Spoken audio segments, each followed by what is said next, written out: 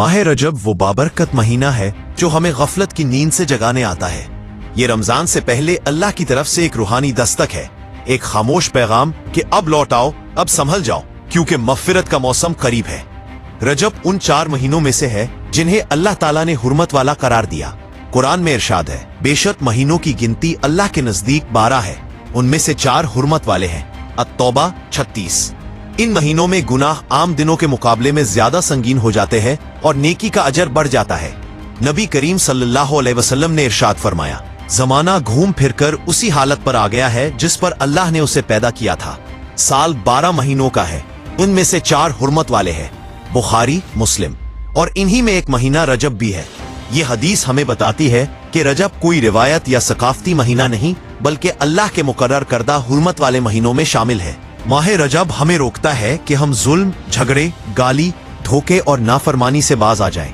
जो दिल साल भर गुनाहों में डूबा रहता है, रजब उसे झंझोड़ता है कि अभी भी वक्त है, अभी दरवाजा बंद नहीं हुआ। नबी सल्लल्लाहु अलैहि वसल्लम से माह रजब की किसी खास नमाज या मुकर्ररा रोजे के बारे में कोई सही हदीस साबित नहीं, और यही एक अहम हकीकत है। हजरत इब्ने हजर फरमाते हैं, माह रजब की फजीलत में उसके रोजों या मखसूस रातों की इबादत के बारे में कोई सही हदीस साबित नहीं। तबीन रजब, ये बात हमारे लिए इस्लाह का दरवाजा है, क्योंकि दीन जज्बात से नहीं दलील से चलता है। मगर इसका हरगिज ये मतलब नहीं कि रजब में इबादत ना की जाए, बल्कि नबी सल्लल्लाहु अलैहि वसल्लम का अमूमी इरशाद है। अल्लाह ताला फरमाता है, ए इब्ने आदम, अगर तू एक बालिश मेरे करीब आए, मैं एक हाथ तेरे करीब आऊंगा। जिसे आप देख सकते हैं, बर्बाद में तेरे करीब आए तो आपका हाथ पाऊंगा।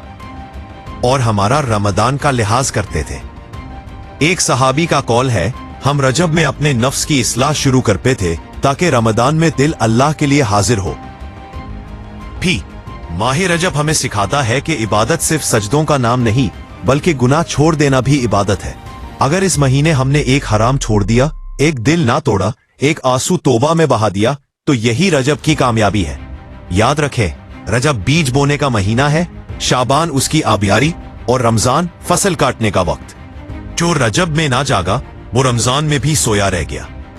आज ही नियत करे, ए अल्लाह, हमें रजब में सुधार दे ताकि रमजान में संवर जाए।